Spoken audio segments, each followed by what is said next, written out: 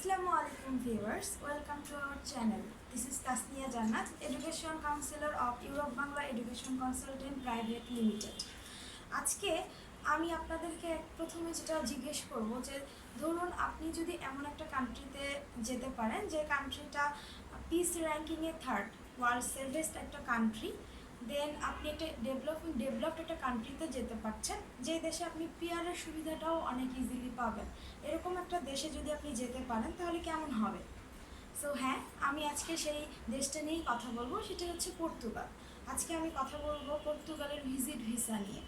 So অনেকেই চিন্তা করেন যে ভিজিট ভিসাতে গিয়ে আমি ওখানে তো আমি দেশটা ভিজিট করতে যাচ্ছি না, ওখানে গিয়ে তো আমি কতদিন থাকতে পারবো, বা আসলে আমি ওয়ার্ক পারমিট পাবো কিনা, বা আমি ট্রান্সফার করতে পারবো কিনা। সো এইসব কোশ্চেনের অ্যান্সার হচ্ছে আপনি ওখানে পর্তুগালের মতন জায়গায় যদি আপনি যান ভিজিট পারপাসে, আপনি ওখানে গিয়ে কিন্তু ওয়ার্কিং ভিসাতে ট্রান্সফার হতে পারেন। আর পর্তুগালের ক্ষেত্রে সবচেয়ে বড় জিনিস হচ্ছে এখানে কম এডুকেশন ব্যাকগ্রাউন্ডেও আপনি ওয়ার্কিং ভিসাতে ট্রান্সফার করতে পারছেন। সো এটা নিয়ে আপনাদের চিন্তা করার কোনো কিছু নেই যে কতগুলো রিকোয়ারমেন্ট লাগবে, বা আমি আসলেই আমাদের সেই রিকোয়ারমেন্টগুলো আছে কি না, ওখানে আমি ভিজিট ভিসাতে গিয়ে কী করব। সো সবগুলো কোশ্চেনে কিন্তু অ্যান্সার হচ্ছে আপনি ভিজিট ভিসাতে গিয়ে ওখানে ওয়ার্কিং ভিসাতে ট্রান্সফার হতে পারছেন। সো এরপরে যেটা বলবো, ওয়ার্কিং ভিসাতে ট্রান্সফার হওয়ার পরে সবার যেটা লক্ষ্য থাকে যে পিআরের ফ্যাসিলিটি। আমরা সবাই জানি যে ইউরোপিয়ান কান্ট্রিগুলোতে পিআরের ফ্যাসিলিটিটা অনেক বেশি থাকে অন্যান্য কান্ট্রির তুলনায়। সো পর্তুগালে কিন্তু আপনি ওয়ার্কিং ভিসাতে যাওয়ার পরে কিন্তু সহজেই ওয়ার্কিং ভিসাতে থেকে আপনি পিআরের জন্য অ্যাপ্লাই করতে পারছেন। সো আপনারা যে পর্তুগাল ভিজিট ভিসাতে কীভাবে আপনি যাবেন, আপনার যেই সিস্টেমটা প্রসিডিউরটা কী হবে, এই ক্ষেত্রে কিন্তু আমরা সম্পূর্ণভাবে আপনাদেরকে সাহায্য করব। আপনারা ডকুমেন্ট নিয়ে আমাদের কাছে আসুন, অথবা ইমেইলের মাধ্যমে আপনারা আপনাদের ডকুমেন্টটাকে পাঠিয়ে দিতে পারেন। আমরা ফ্রি অ্যাসেসমেন্ট করে থাকি।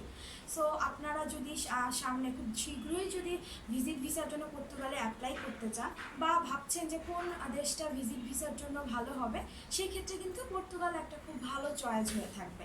কারণ পর্তুগালের বর্ডার এলাকায় রয়েছে, একটি স্পেন কান্ট্রি রয়েছে, দেন সবচেয়ে যেটা বড় কথা যে পর্তুগাল সেনজেনভুক্ত কান্ট্রির মধ্যে। সো পর্তুগালে যদি আপনি এন্ট্রি নিতে পারেন, সো সেনজেন ভিসাটা আপনার হাতে থাকছে। সো আপনি পরবর্তীতে যখন ওয়ার্কিং ভিসাতে ট্রান্সফার হচ্ছেন, আপনার চাইলে হাতে অনেক অপশন থাকবে অন্যান্য সেনজেন কান্ট্রিতেও মুভ করার।